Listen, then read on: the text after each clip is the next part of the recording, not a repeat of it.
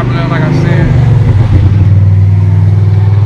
just me and you, we just getting to know you, bro. So where you from originally? Born in Port Charlotte, Florida, September 22nd, 92. So how old is you right now? 30 years old. You feel like you're getting old? Definitely, every day. Port Charlotte. How old was you when you came there? When you moved to Muncie? 11 years old. So 2003, I moved here. Yeah.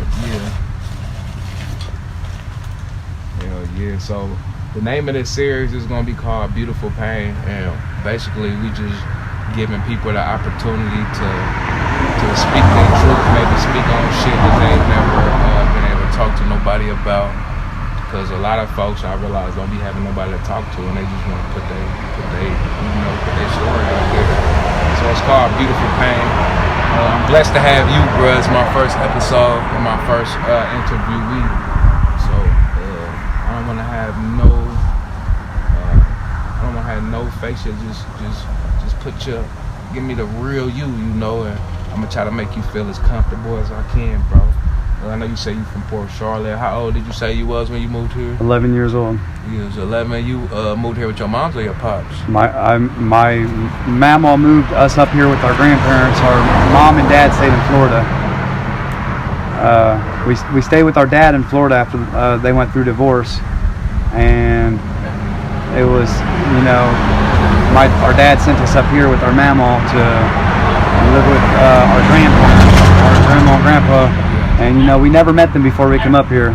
We just got moved up here, and so we came here. They took us in as we're their own. It was just obvious they were like our mom and dad. They took care of us. They raised us all the way up until, really, I was like 20 when I moved out of their house. But they had knew about y'all prior to y'all actually moving up here. You just didn't know too much about them. Right. Never really met them, but yeah, they knew about us and all that. They came down and they've met us, but we were too young to remember it. So. Yeah. You say us, you mean your brothers and sisters? Me and my twin brother. You got a twin brother? Yeah. You got the same age and everything? Yep. That's crazy. I got a twin sister, bro. I was born on her 5th birthday, the same exact day, but she was 5 when I was born. She said she wished for me. We were born like 2 minutes apart. Damn. How many siblings you got though? 4. 4. You the oldest, youngest? We're the youngest. We got. I got my twin brother, an older brother, and 2 older sisters. That's dope. And they're all older. That's dope. You still in their lives? Y'all still in each other's lives to this day? Yeah, we one of my sisters lives in Eaton, and so we talk pretty often. My sister that lives in Tennessee, we talk every once in a while. And I see my twin all the time. My older brother, we talk sometimes, but we don't talk a lot anymore. It's dope to have family out of town. That way you can go to visit whenever you want to and be able to move around for real. Be able to get out of the town for a while and enjoy different views and see where you grew up. Did you actually like, I didn't mean to cut you off, but did you like when you moved to Indiana, or was you like, Honestly, from what I remember when I first moved up here, man, I looked at the view, and it's like when you first got into Indiana, you could see all the trash and all the like it was just like, oh man, damn, it's way different. I'm getting into it, man. So you wasn't that excited, but it wasn't like a burden on you too much to where. Right? Yeah, it wasn't bad. It was just like, oh wow, I got moved to here, and because I like Florida. Florida's beautiful.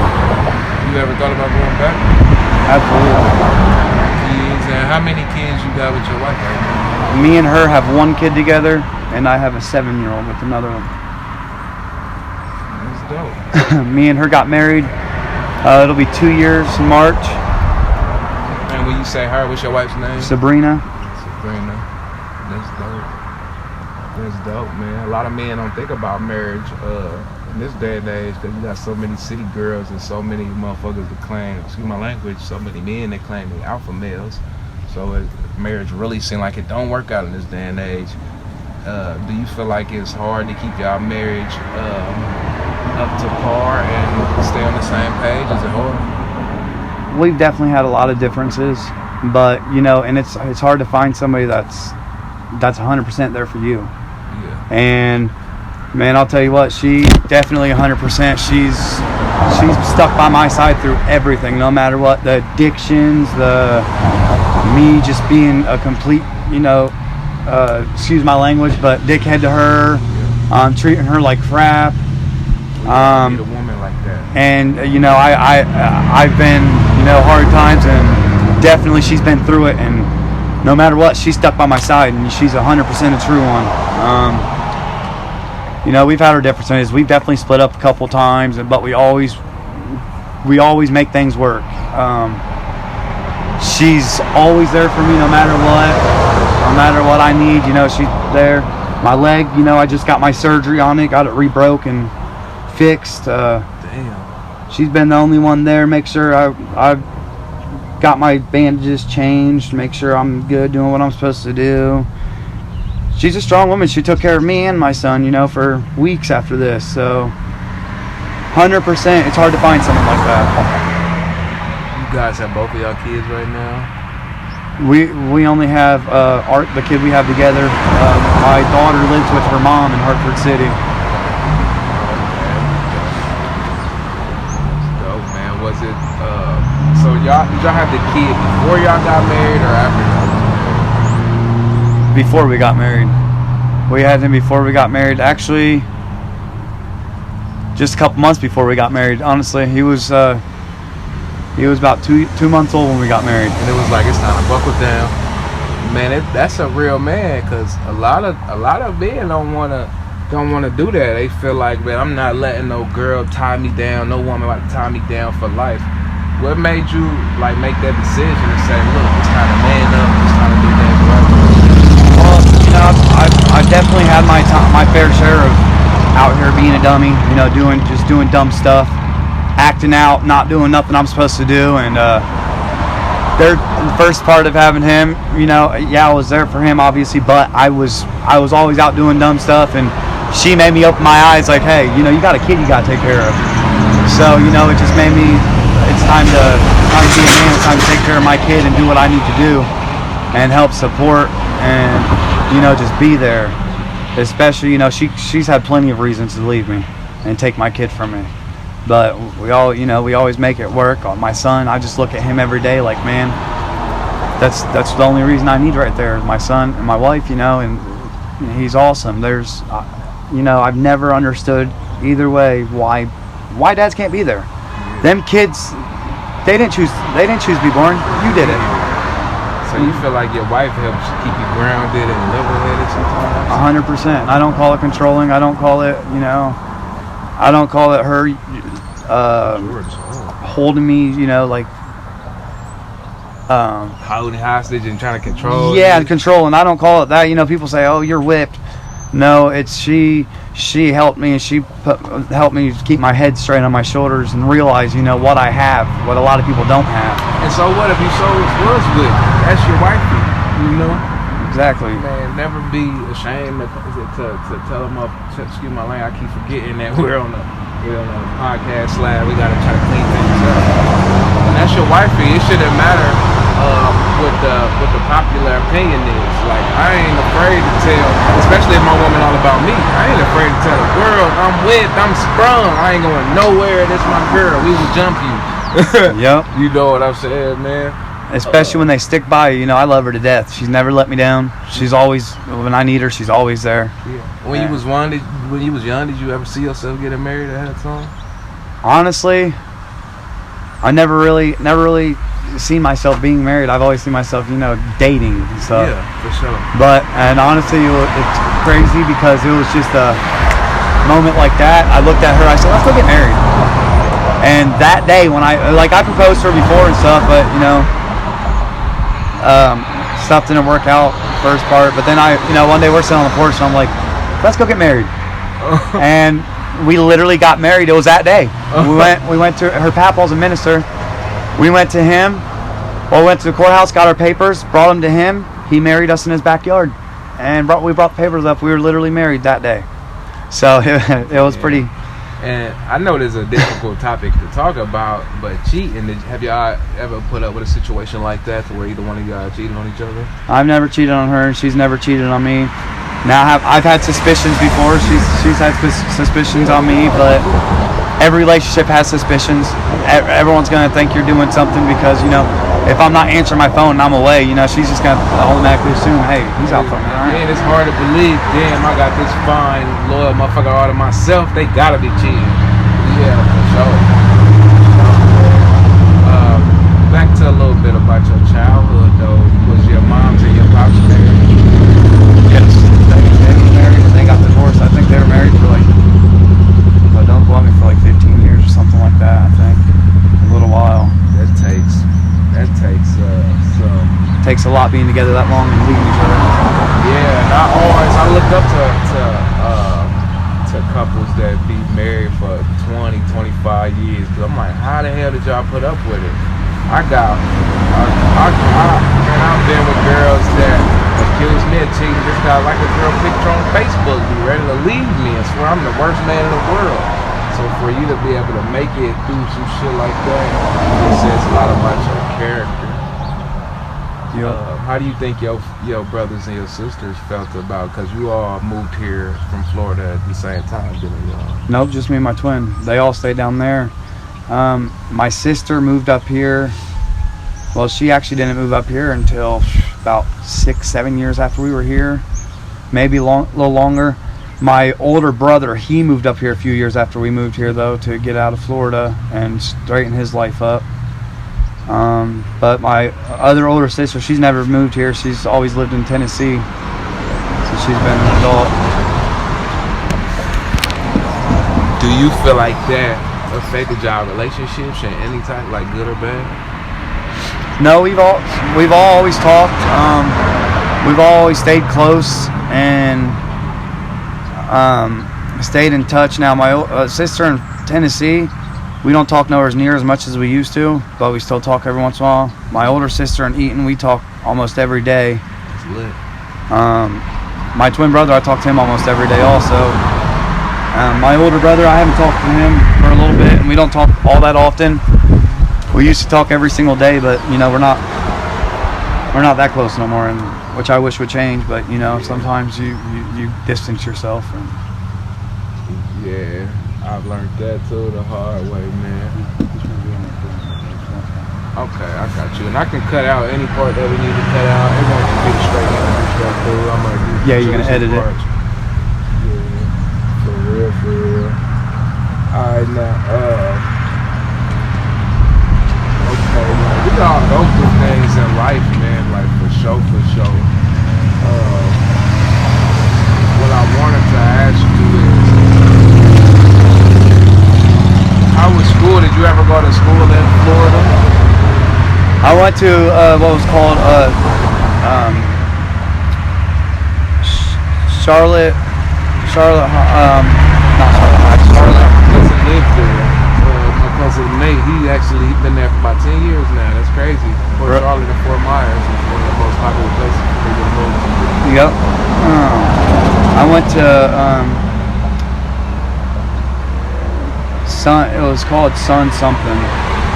I honestly forget what it was called, but I went there. I did elementary school there, and I liked it. Honestly, and comparing the learning there and the learning here, even though I was young, there's a way big difference on how they teach you here in Indiana and they teach you in Florida. That's what I was going to ask you. Is it a huge difference in the teaching methods that from here to Florida? There's a big difference. There's a big difference. In a bad way or good way? In a bad way here, but a good way in Florida. Florida, I mean, they work with you. They don't just take you and what you do, it's there, it's done. Remember this, yeah. And Florida, man, they make sure that you got it. They make sure you grasp it. They don't just fail you. Yeah. Here they used to be like that, but then they started where they just automatically fail you, and it's a whole. Anywhere you are, it's going to be different. Yeah, you're right about that. I 100% agree with that. Was it hard fitting in once you got to the schools here? At first, yes, because like even stupid stuff that gets other people looking at you like, what the heck? Like, for example, Florida, a soda's a soda. Here, a soda's a pop. A pop, for sure. It's small stuff like that. Here, a kid is a kid. Yeah, I mean, it's just small differences, and you go to the gas station like, yeah, I'm just a fountain pop, and they're looking at you like, what? It's total. You're moving from one place that has one way to a place that's totally different, and you got a lot of different people around. So it's hard fitting in at first, and you just take it as it is, pretty much. A lot of people don't discuss this, but the racism. People don't understand that Caucasians go through just as much racism as blacks or any other minorities. I'm not gonna say any other minorities because Caucasians are considered minorities. But did you have to deal with racism, whether it was in Florida or here? Have you ever put up with that? Oh yeah, it's everywhere you go. Now in Florida, it's not as bad. It wasn't, at least. I haven't been there in a few years. Now here, oh yeah, it's everywhere. I mean, it's ridiculous, honestly. I mean, yeah, because if you are a white boy, Caucasian, going to move to the hood over there in Florida, if you ain't acting accordingly, motherfucker gonna treat you different. Be like, what the fuck does this motherfucker think he is gonna come? You feel me? Mm-hmm. Did you ever have to deal with a situation like that? What type of neighborhood was you in out there? No, honestly, we got along with everybody in the neighborhood, and there wasn't really many houses on our street. I grew up on a street. It was Eblis Avenue in Port Charlotte, and that was our childhood house. And it was our house, and then a neighbor, and then nothing else for a while. And all the kids in the neighborhood, though, like, we all got along. We all played and stuff like that. Besides that, everybody stayed to themselves. I mean, except really, like I said, the kids, and everybody was nice down there. Everybody talked to each other. Everybody got along for the most part. Did you ever have to deal with any type of abuse as a child or anything like that? I did, and like one day, me and my dad got into it, and I was out back. I was getting into it with pretty heavy, and he decided he wanted to throw a hammer at me. But Damn, a hammer. He threw a hammer at me. I forgave him for it and stuff like that. But I didn't forget. But I'll never forget it. And he's trying making up for it, stuff like that. And we talk every once in a while. But it's I wish we had a better relationship. I wish things were different. Like he could have raised us the whole time we were kids, and been closer than what we have been, and there's just a lot of stuff. If I could change, I would.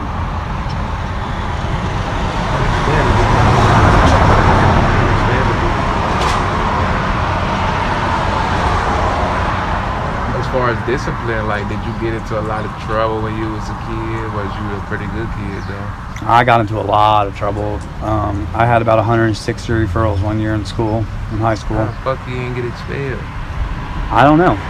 Surprisingly, I never got expelled. I got suspended a lot. I got in school suspension a lot. I never got expelled, surprisingly, though. Now, I've been to priority school, stuff like that, at the YOC. I'm about to say, explain what priority school is for people that really don't know. So, it's a place called Youth Opportunity Center here. And when you get in trouble, like you get in a lot of trouble, they got cottages out there, and they got a detention center that kids go to. Right. And the school is there on grounds where whether you're in the cottages or in detention or not, they got priority school, which is, instead of just being suspended, you're suspended and going to school still, but at the YOC. Okay. Do you feel like that helped shape you or mold you or correct you at all? Honestly, I can't say that it did. The cottages and boys' school, yes, I did go to the cottages. That should be hard. Oh yeah, and I was in boys' school till after I was 18 years old. Yeah. That kind of straightened me up, but when it comes to the schools, I've never understood the point and it suspended you from one school, putting you in another to go, because it's just the same thing, honestly, except you don't have a bunch of people and you're just doing your schoolwork from your other school, so you don't got a teacher talking to you about stuff. Now you with these other badass kids that go through the same shit. Exactly, and you're gonna hang out with them. You're gonna get to know them. That's who you're gonna hang out with, and there's your crowd. Have you ever been to prison? I've been to jail. I've been to detention. I've been to boys' school. I've never been to prison. What's your first Knock charge? on wood. Knock on wood. What's your first charge that you go to jail?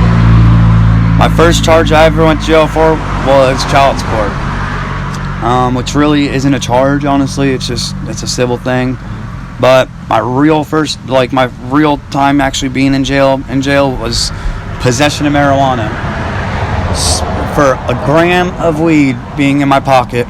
Damn, we were just pulled you over walking. we were having a good time. We were just out clearing our minds, talking, hanging out. Me and my wife Sabrina, driving down country roads, and we didn't know where we were. We were just out cruising, smoking a blunt, and there was a sheriff sitting on the side road. Damn. And she can't smoke and drive, bro. They said that she crossed the center line when she didn't.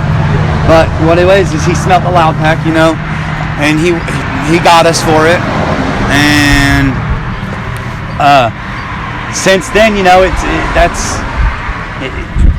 it's crazy because weed's never really been a big thing, like to get in trouble for. But that sheriff act like I killed somebody. He pulled me out of that car real quick, threw me up against the car, threw the handcuffs on me, just like I just killed somebody all over Graham Weed. Jay County, Portland. And they got their own rules there. You go. That's fucked up, man. So, never been to a joint, never been to a trip. Like you said, well, you've been to jail a couple times, man. Seem like a pretty straightforward dude. Pretty straightforward. Since I've been talking to you, you've been an honest man. So like you take care of your family and all that. I do the best I can, and if I have something to say to you, and which how everybody should be, you got a lot of people that they go and they'll talk behind your back and stuff like that. If I have something to say to you, I'm gonna come talk to you. And that's just how it should be. And that's, I told her, we met selling a car, and ever since then we've talked a lot. And which is good. Like, we've gotten to know each other a little bit. We're close and stuff like that. And like I told Sabrina, I don't trust many people. And right off the bat, I knew I could trust you, And it's just, that's a good thing for me because I don't trust many people because, like, for example, we've had a lot of people we've gotten close to. We've had people we've gotten close to, we've trusted and all that, and come to find out, all they want to do is steal from us and make sure we're doing without. And, we're the type of people, you ask us for something, we're there, we're helping you. And I don't care if it's my last. You need it? Come get it, And you don't get the same respect from people most of the time. And it's just... You have a good relationship with your mother and your father to this day? I haven't really talked to my mom all that much. I barely ever talked to her. I probably talked to her 3-4 times in the past couple years. I went and I visited my sister, and she lived with my sister, so I seen her. No, we never really been close. I love her. She's my mom. She's your mom. But brought you in this world. And my dad, he just lives right down the road. We talk, but we don't talk all that much either. I mean, we're closer than what we used to be, but at the same time, we really don't talk all that much, and we could be a lot closer. I wish he was closer to his grandson. Like, he does love his grandson, but he doesn't take the time out to come just see his grandson and stuff like that. Which I wish he would have a better relationship with his grandson than we did, because that means a lot, How old was you when you had your first child? When I had my first kid, I was 22 years old. And that changed my life, I thought, I made her stay at home. I did all the working. I did the hustling, I told her, stay at home and take care of stuff at home, and I'll work, I'll pay all the stuff, and she never had to pay nothing hardly. I'm the one that took care of it, and it turned into her getting bored. And for example, I checked her phone one time, and I'm at work, and she had a flat tire, and she called me and told me she had a flat tire and all that. Man, I got home and checked because I had a funny feeling about something, and when you got a gut feeling, you're gonna check and see if you're right. I got home and something told me to check her phone and all that. Man, I looked at her phone. She's talking to a guy on Plenty of Fish about coming and changing her tire while I'm at work providing for my family. And there was several occasions. Oh man, there was several occasions where she was talking to people on Plenty of Fish while I'm at work or doing my thing. And was this before or after the marriage? We were never married. Me and her was never married. Me and hers never went through that, thank God, Thank God. Yeah, She's always been faithful. She's never messed around on me. She's that could have hurt your true relationship. Right, and it did. When we first got together, I'm not gonna lie, I accused her of stuff all the time. I was horrible. I didn't trust her. A lot of stuff could have been different. I feel, I did a lot of stuff I should have done different. I said a lot of stuff I shouldn't have said. But she understands. She knows what I went through, and she, How old were y'all when y'all got married? 28. 28. I was 28. She was 21. You finally said, "Fuck it, I need to tie the knot, and I need to just make this girl mine." Time to, I'm with the one that I want to be with for the rest of my life, and I got a beautiful kid by her, and I'm not trying to go out here and have a bunch of kids by a bunch of different girls. And you can sit and when you can sit and you got somebody that you know for a fact is faithful and gonna be there for you through thick and thin. It's time to settle down and marry him, and that's exactly what I did with her. You feel like that was one of the greatest decisions of your life? It was a really good decision. Even though we get into our fights, I'm like, man, I wish I would have never married you. I don't never mean that, because she knows she's always been there. She's stuck by my side no matter what. And it's hard to find someone like that. Usually it takes one time and a girl leaves you. Just, I'm done, A lot of men claim they don't want to get married because of paperwork and it legally binds you. My bad. But do you feel like it added any cost on top of the cost that you already had with any expenses? Y'all get married and legally y'all binded each other's expenses, debts, all that together. Yeah, honestly, people say marriage is just a piece of paper, and it's not. Yeah, all your stuff goes together, but you're officially one. Everything that happens, it's you guys. It's not just, you. I'm the husband. It's honestly, and I know you're equal, but I feel like, I'm the husband. I should be able to, I should try stepping up and doing what I need to do and taking care of stuff and making it happen, No matter what, you gotta make it happen. You can't be in a position where you gotta go ask somebody for the money. You gotta make it happen, bro. And if it takes getting a job, you gotta have somebody there that's gonna support you and do that and be there with you, bro. Well, yep. Whether it's getting a job, hustling, making sure you got what you need to provide for your family, it's no matter what, you got to get up and you got to make it happen for your family. Yeah. Have you ever been the type of person to mess with drugs and shit? I did painkillers. Weed isn't a drug in my opinion. I see you got a cast on right now. Do they prescribe you anything to deal with the pain with your pain? Yeah, they prescribed me hydros, and at first it was oxys, and they help, but it's when you do them and you're on them, it takes a little bit more. I went through a couple rough times in my life where I've turned to drugs. One of the times, like we were talking a little bit about earlier, I went and I was going through some stuff, so I was like, man, I just want to be numb. Well, I went and got me some Xanax. My buddy said, hey, I got some Xanax for sale. I got 60 of them. I'll sell to you. And I said, all right, well, bring them by, I bought them. Shouldn't have.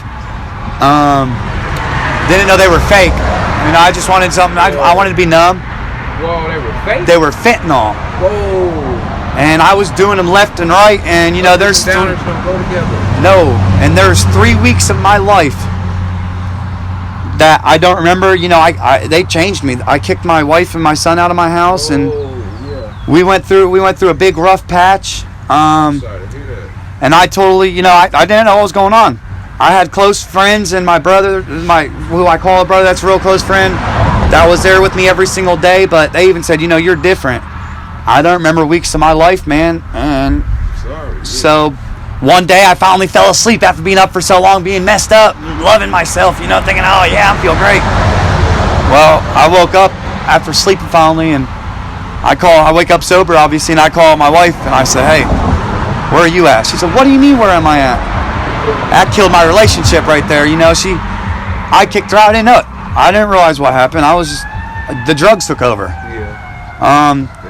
We talked it through after that, and, you know, she's still right through that. She's stuck by my side after, you know, she's forgiven me for it. I told her I ain't never gonna happen again, you know.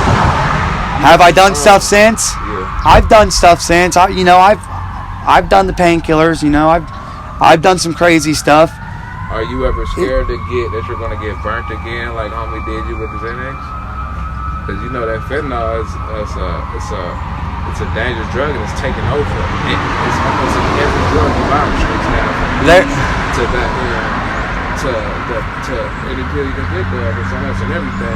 They press and everything, and you know it's killed a lot of people, and you know there's so many people in this town that's turned to it, and you know you rely on it to get up and do your daily routine. They rely on it. They have to have it. If not, they're gonna sit there. They're gonna sweat. They're gonna, you know, and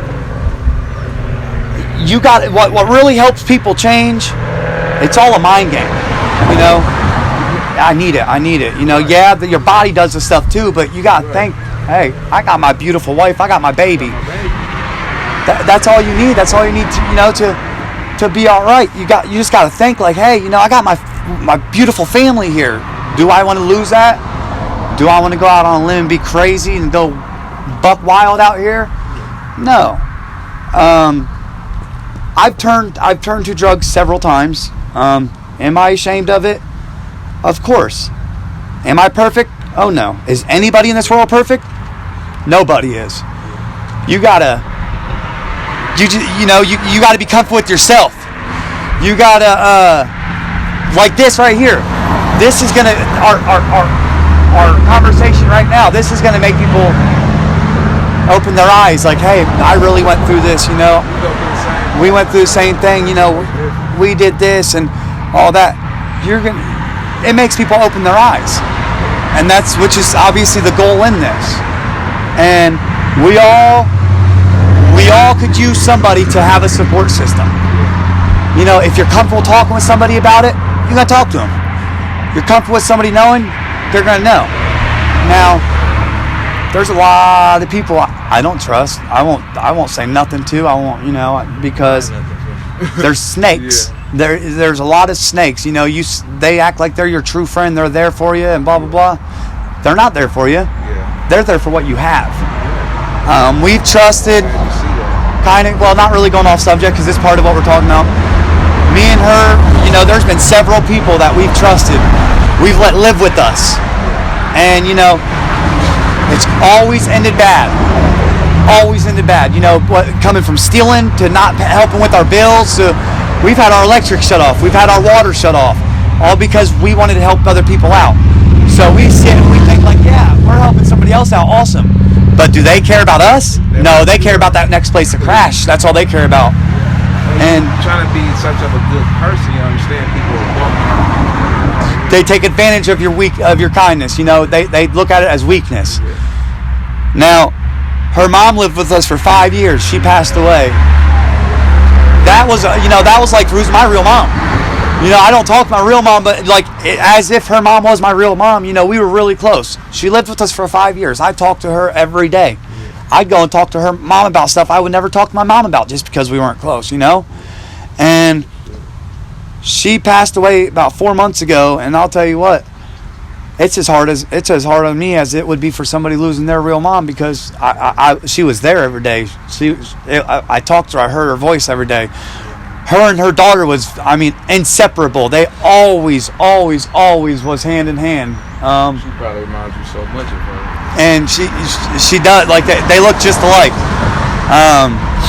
And that was a very, very, very tough thing I've went through, is losing her mom. And, you know, seeing her, how she was losing her, it still affects her. There's days that we'll both cry. Just thinking about her, you know.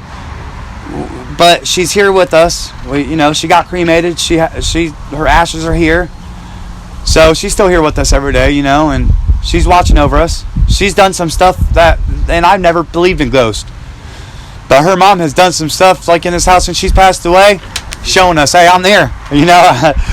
We joke around about, me and her mom always got into it about stupid stuff, and her mom would we were talking about dirty dishes one day, and I always got onto her mom about leaving her dishes laying. Man, we're in the bathroom. She's taking a bath, and a dirty spoon appears out of nowhere with food on it. What? Behind the bathtub on the table. And we were just talking about her mom. We were literally just talking about her. And I looked, I said, no way. She looked at it, she was like, no, that's crazy. Sure her. I grabbed that spoon, I said, you know what? Your mom did this just to get to me. She's like, I'm here. I ain't changing, but we were close, so of course I'm gonna think about stuff like that, There's every day she's missed. And we didn't get along the greatest sometimes. We got into it like cats and dogs. But at the end of the day, she loved me like a son. I loved her like a real mom, because 5 years is a long time of her living with us, You got the bond with her, and you got the bond with you, and y'all know things about each other that y'all may have not known before. Exactly. Sorry for y'all loss, man. Sorry for y'all loss. Sound like y'all have a pretty good marriage, for real. Like I said, we've went through our rough spots, but I'll tell you what, that's my ride or die right there. No matter what I do, I can go do something stupid tomorrow and go to jail or, whatever. She's going to be right there for me, and now she has every right, what I've done before, to forget you, I'm out of here. But I'll tell you what, it's very hard to find someone like Sabrina, We get into it, no relationship's perfect. But at the end of the day, I know she's there for me and she knows I'm there for her, no matter how bad we get into it. We make sure we tell each other we love each other at the end of the day, and that's that, Nah, for sure, man. Hey, I wanna thank you, bro, for just giving me some of your time, man, and letting me understand you a little bit more, bro. I really enjoyed it, bro. I hope you enjoyed talking to me, for real. I did, and I want to use this, and I really hope this makes people open their eyes, Don't take advantage for what don't take advantage of what you have, just because that person's there right then, they're not always going to be there. If you got a baby out there, if you got you need to do stuff the way it needs to be done, or you need help or whatever, go get it. It's worth it for them kids. And people's there to talk to. No matter, I don't care if you think if there's nobody there. I go through it. I ain't nobody there for me. I ain't got nobody. At the end of the day, you'd be surprised how many people you can get a hold of and they'll actually talk to you. And I just hope it opens people's eyes and, knowing my life story now. Especially from hearing about me moving here at 11 years old and going through the things I did. That, when I had my boy and my daughter, that's what made me realize, hey, I'm going to be there. I want to be the dad that I didn't really have for my baby. I want to be there. I want my kid to love me and adore me like I told her. I said, when we have him, that boy's gonna be, close to me. And that, at first, we were inseparable. We're still inseparable, but at first he always wanted me constantly. And she would think, he don't want me. But it's just, it's a boy. It's a boy thing. Like I told her, he loves her unconditionally. Now, really, I feel like he's more close to her. Like he's going back and forth through the stages, but he loves both of us unconditionally. And every day I wake up, I look at my boy, and I'm like, man, that's the only reason I need him and my wife and my girl. Hey, I love them all to death, and that's all it takes to do the right thing. To know that what you got. So, what's something that you would want him to know, or something that you would want to relay to the youth? Something that you learned out of your life? Don't give up. I don't care what you go through. I don't care how hard it is, what's going on in your life. There's always something that you're going to have to overcome. Nothing is perfect. You're never going to have 100% perfectness in your life. You're going to go through something. Especially younger. You are going to go through stuff. Don't let it put you down. Because you're going to go through the stages where you think, oh, I'm a lost cause. There ain't no point in doing this. There is. You never ever give up. You want to show your kids that you can do it. You know, you want to grow up and you want to be the parent that your parents weren't for you, and you want to keep moving on. You know, there's a lot of people out here that think there's nobody there, and a lot of people's just a phone call away. But just never give up. I mean, just keep pushing through. I don't care how hard it is. There's always a point. There's always a reason to change what you do. Yeah. Always. Yeah. I appreciate you, bro. Yes, For sir. sure. Yeah.